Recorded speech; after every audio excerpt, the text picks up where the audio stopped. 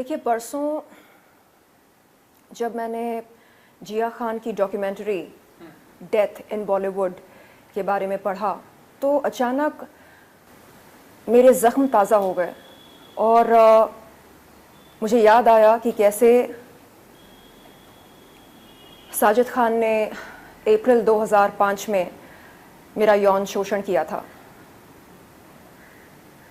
लोग पूछते हैं 2005 की बात आप आज 2021 में क्यों कर रही हैं, क्यों बता रही हैं। इन लोगों को बता दूं कि बड़ा मुश्किल होता है इस तरह की बातें पब्लिक डोमेन में रखना।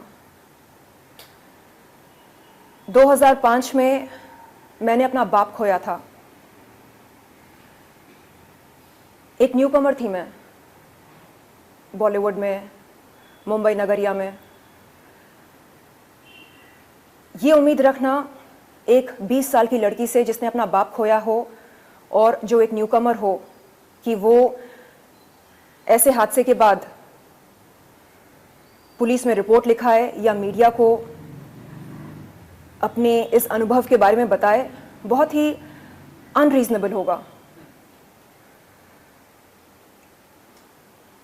मैं कुछ साल पहले तक खुद को ही कसूरवार ठहरा रही थी इस बात के लिए।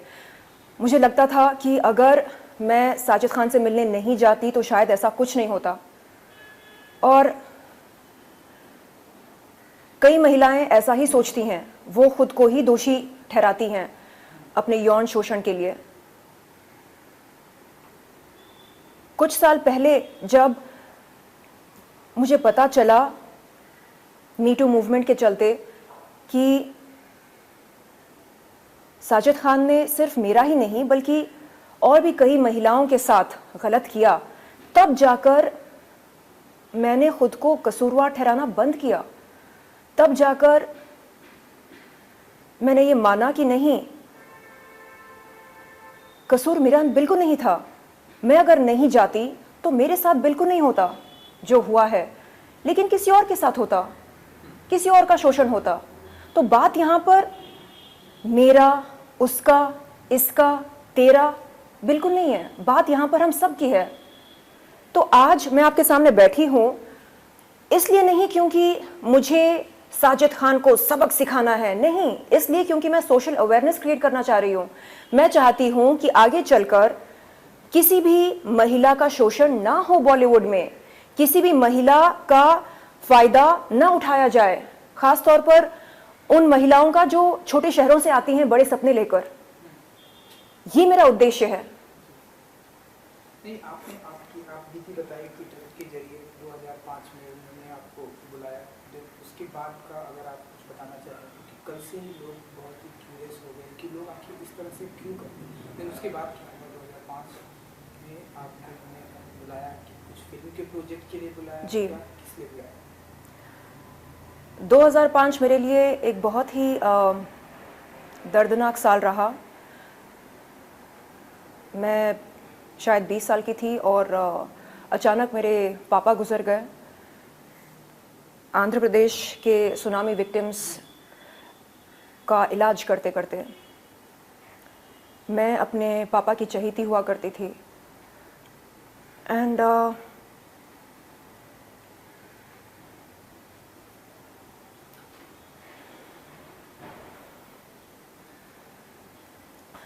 उन्हीं दिनों साजिद खान का कॉल आया था। उन्होंने कहा कि आपसे मिलना है, एक फिल्म करनी है आपके साथ। मैं बहुत खुश हुई ये सोचकर कि उनके साथ काम करने का मुझे अवसर मिलने वाला है, और उनके पास गई। लेकिन कभी दिल में ये डाउट नहीं आया था कि शायद मेरा शोषण होगा। नहीं, अगर ऐसा डाउट आया होता तो शायद मैं बिल्कुल नहीं जाती। और उनसे मैंने बताया भी था उनसे मिलते ही कि ऐसा ऐसा है। कुछ ही दिन पहले मेरे पापा चल बसे। मुझे लगा शायद थोड़ी बहुत सहानुभूति मिलेगी, लेकिन नहीं।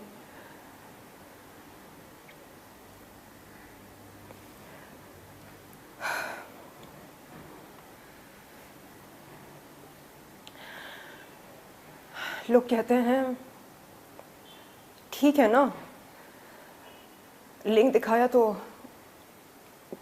क्या बुरा किया। आप अंग प्रदर्शन करती हैं, आप सेक्स सिंबल हैं, आपके लिए बहुत आसान होता होगा किसी का लिंग अपने हाथ में पकड़ना। एडल्ट कंटेंट क्रिएटर मैं अब बनी हूँ। 2005 में मैं केवल एक महत्वाकांक्षी अभिनेत्री थी, एक एस्पायरिंग एक्ट्रेस थी। और चाहे महिला जो भी हो, एक अभिनेत्री हो या एडल्ट कंटेंट क्रिएटर हो, बाजारू औरत हो, वैश्या हो, डांसर हो, सिंगर हो, रैपर हो, आकर्षित हो या आकर्षित ना हो, माल हो या माल ना भी हो, तो किसी का कोई हक नहीं बनता कि वो अपना लिंग उसके हाथ में पकड़ा दे। ये जो माइंडसेट है लोगों की, जिसके चलते वो ये सोचते हैं कि ठीक है, चलता है, नहीं चलता है। यदि एक अभिनेत्री एक निर्देशक से मिलने जा रही है और निर्देशक फिल्म की कहानी सुनाते सुनाते अचानक अपने लिंग का प्रदर्शन करता है और अभिनेत्री से कहता है छूकर देखो ना और बताओ कैसा लगता है, तो ये मेरे ख्याल से एक्सेप्टेबल नहीं है और होना भी नहीं चाहिए। आप खुलकर बोलो कि देखिए, मुझे आपके साथ संभोग करना है, मुझे आपके साथ शारीरिक रिश्ता रखना है, संबंध बनाने हैं, मुझे अपना लिंग आपको दिखाना है, अपना लिंग स्पर्श करवाना है। खुलकर कहो ये बातें और फिर देखो इसका अंजाम क्या होगा। आप फिल्मी प्रलोभन देकर हम कलाकारों को अपने पास बुलाते हो और अपनी स्वार्थ सिद्धि करते हो, ये गलत है। आज मैं यहाँ पर बैठी हूँ ज्ञान बांटने नहीं, प्रवचन देने नहीं, सिर्फ और सिर्फ ये बोलने के लिए कि बॉलीवुड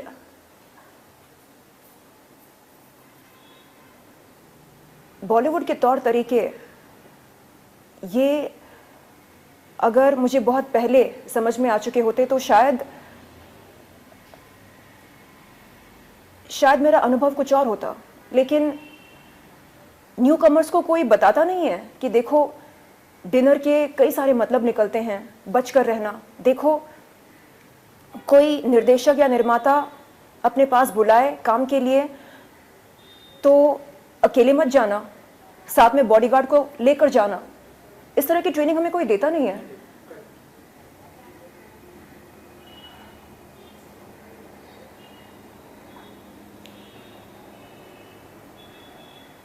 आज मैं एडल्ट कंटेंट क्रिएटर बनी हूँ, इसका पूरा श्रेय मैं बॉलीवुड को देना चाहूँगी। बॉलीवुड ने मुझे एक एडल्ट कंटेंट क्रिएटर बनाया है। मैं तो यहाँ पर सिर्फ एक हीरोइन बनने आई थी। बॉलीवुड ने बताया कि हीरोइन बनने के लिए नमक का होना बहुत ज़रूरी होता है। मैं समझ नहीं पाई कि नमक एक्चुअली होता क्या है। नमक का सेवन तो हम सब करते हैं, तो फिर ये किस नमक की बात करते हैं। धीरे धीरे समझ में आया कि इन्हें एक्स फैक्टर की ज़रूरत होती है। मुझे याद है जब मैं बॉलीवुड के लीडिंग यानी मशहूर निर्देशक निर्माताओं के पास काम मांगने जाती तो वो कहते आप में वो बात नहीं है, और मैं उनसे पूछती सर कौन सी बात नहीं है बताइए ना। नहीं, वो बात नहीं है जो सनी लियोन में है। अच्छा, ऐसी कौन सी बात है जो उनमें है और हम में नहीं है? नहीं, वो एक मशहूर पॉर्न स्टार हैं। आप कौन हो? आप तो एक मामूली एक्टर हो। अच्छा, आज मैं उन सब से पूछना चाहती हूँ कि आज आपकी क्या राय है मेरे बारे में। लो बन गई मैं आपकी अपनी देसी सनी लियोन। अब क्या कहना चाहेंगे आप?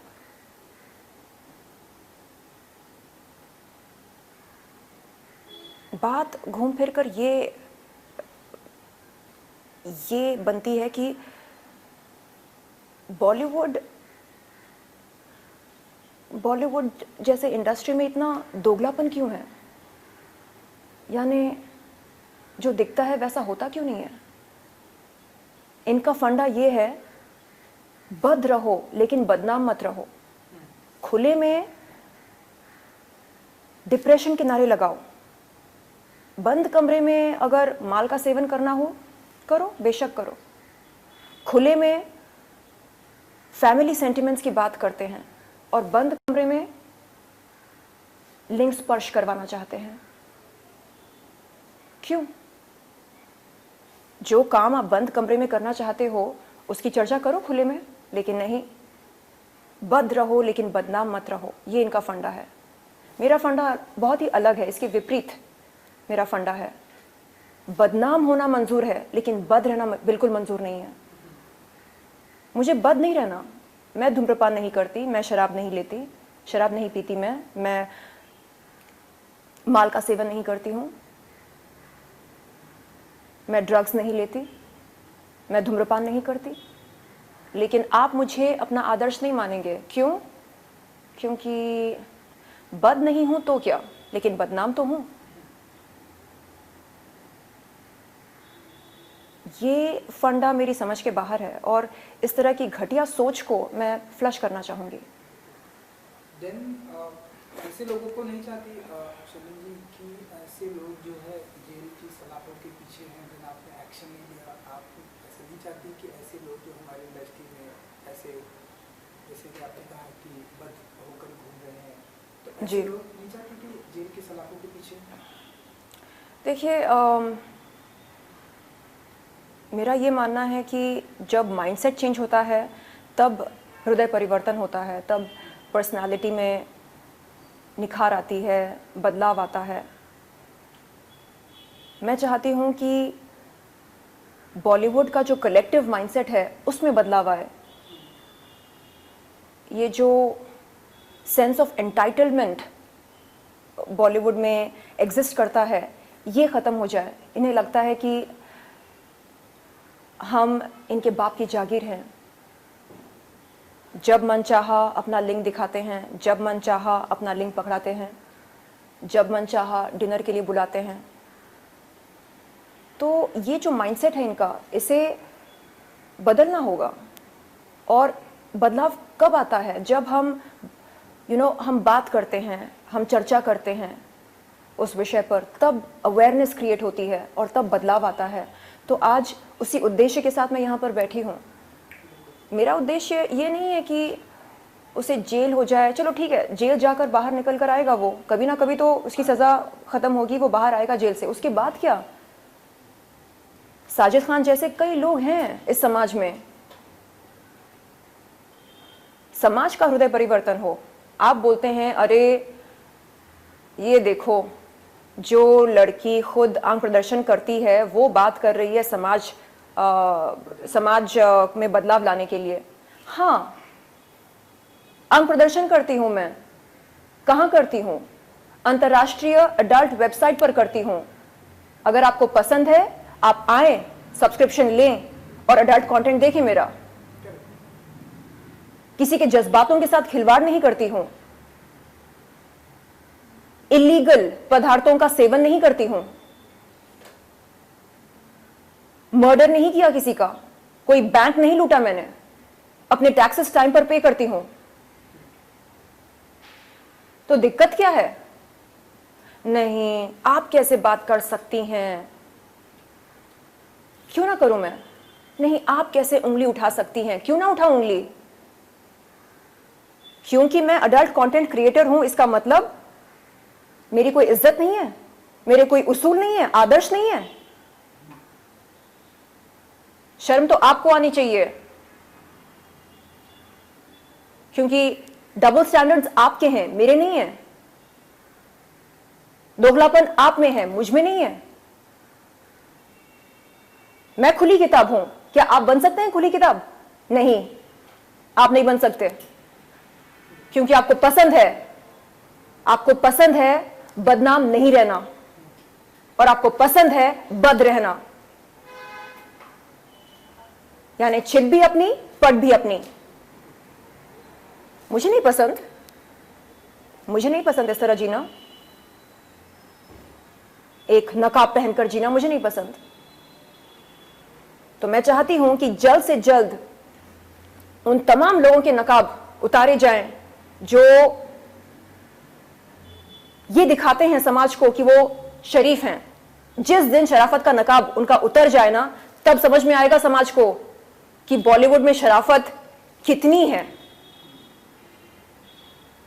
इतनी कम है कि आपको ताज्जुब होगा, आपको शर्म आने लगेगी ये जानकर कि बॉलीवुड असल में कैसा है। मैं यहां पर बैठी हूं बॉलीवुड को बदनाम करने के लिए नहीं, मैं यहां पर बैठी हूं सोशल अवेयरनेस क्रिएट करने के लिए, ताकि आने वाले न्यू कमर्स के साथ शोषण ना हो, वो सतर्क होकर अपने प्रोफेशनल मीटिंग्स के लिए जाएं, वो जान लें अच्छी तरह से कि यहां पर क्या क्या हो सकता है और क्या क्या हुआ है। हम चाहेंगे कि ऐसे लोग जो है जल्द से जल्द लोगों के सामने उनका जो नकाब है वो सामने आए। एंड इसके अलावा शैलेन जी, इन दिनों एक वेब सीरीज़ आई है तांडव, आपने देखी? आपका क्या पॉइंट ऑफ व्यू है इस सीरीज़ पर, क्या कहना चाहेंगे आप? तांडव देखी मैंने, और ऐसे कुछ सीन्स हैं तांडव में जिनमें हिंदू देवताओं का मजाक उड़ाया गया। मैं मानती हूं कि मनोरंजन के लिए किसी भी धर्म के देवता को या देवी को हमें उनका मजाक नहीं उड़ाना चाहिए। यानी मनोरंजन के लिए क्या आप ऐसा करना सही समझते हैं? मैं नहीं समझती। देवी देवताओं का मजाक उड़ाना जरूरी नहीं होता, तो कृपया ये काम ना करें। फ्रांस में किसी टीचर ने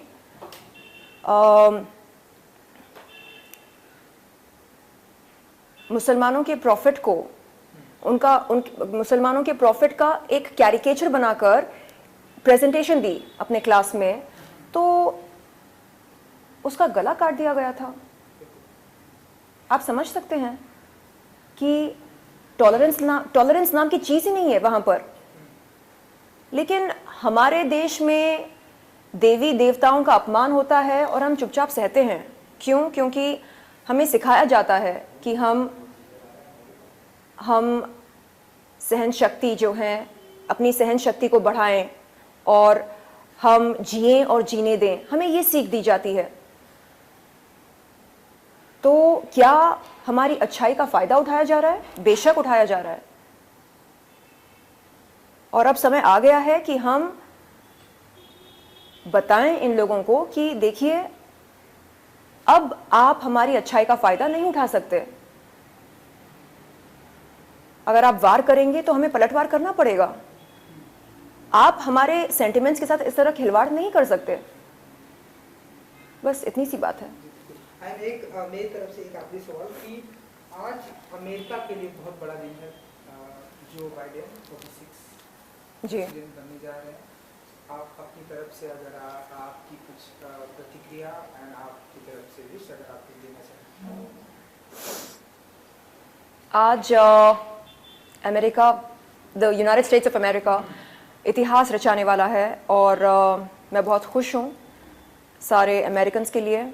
मैं ढेर सारी शुभकामनाएं देती हूँ जो बाइडेन जी को, कमाला हैरिस जी को। जहाँ लीडरशिप की बात होती है वहाँ पर हम सब ये मानते हैं कि एक अच्छा नेता वही कहलाता है जो समझदार हो, जो स्थिर हो, जो सुलझा हुआ हो, ना कि जो महामूर्ख हो। तो ये बड़े गर्व और बड़ी खुशी की बात है आज अमेरिका के लिए, जो उन्हें एक सक्षम, स्थिर और समझदार, सुलझा हुआ इंसान मिला है एक नेता के रूप में, प्रेसिडेंट के रूप में। थैंक यू जी, थैंक यू सो मच हमसे बात करने के लिए Sunny ji, thank you so much. Thank you so much.